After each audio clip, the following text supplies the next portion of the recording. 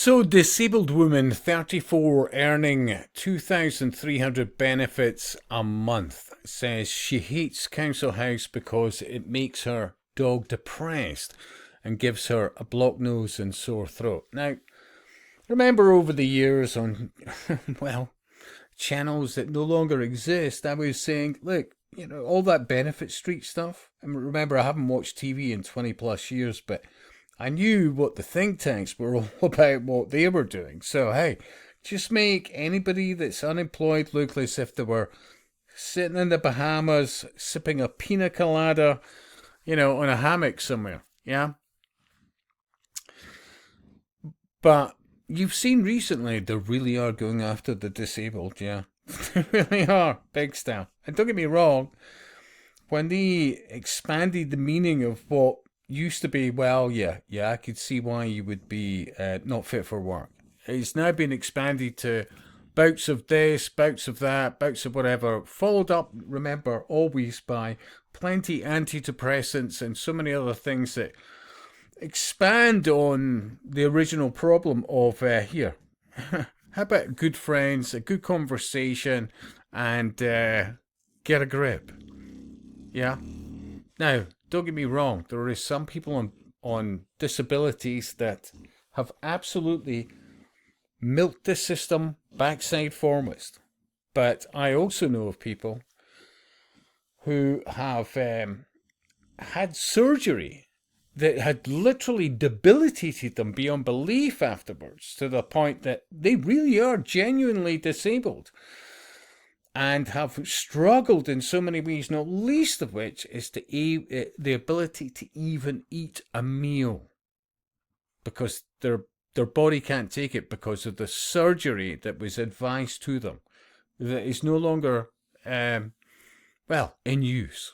Oh, there's aspects of it still in use, like gastric banding, but ultimately what they should have had was the recommendation of a decent psychologist and a genuinely good nutritionist. Yeah? But no, let's solve things by carving and cutting up and constricting. Yeah? I mean, it's yet again another complex subject, but you can see by the way the story is, all the rest of it, and it's to demonize basically all disabled people. All disabled people. Yeah? Top comment. She gets benefits because she can't walk. I suspect her dogs are in poor condition because she doesn't walk them and she lives in a flat with no garden. The councils aren't creating an unhealthy environment for her dogs. She is. Next one. How can anyone earn that much on benefits? It's twice what I earn full time. I'm on my own. I'm sure there would be some work she could do. The poor dog looks depressed. She is very lucky to give such a low rent. She's apparently on something like £200 a fucking month. Where that is, I don't know. But I would argue, as I said over the years about the benefit street situation, they've got handlers, people that have got them into that, helped groom them into that situation, and validate it, and then bang, rug pulled, because you then have the examples to then hate or despise, which brings about yet more draconian, soulless aspects. Now, I confess I haven't watched every Resisting the Lies vids. I mean, obviously I get feedback or notifications from so many others as well. So, but I did come across this. Liam MacArthur on Scottish assisted suicide bill.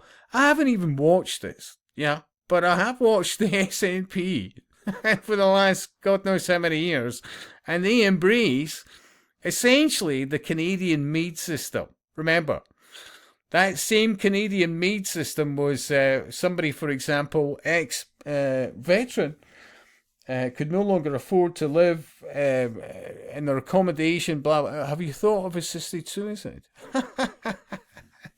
It's only a matter of time before that is just normalised in the UK. This is a global thing, or should I say, a worldwide thing. But yeah, there's no mistake about this. Really, seriously, we are being played on levels beyond belief. And until people work this out, you'll never be able to think for yourself at all. And I'll speak to you soon.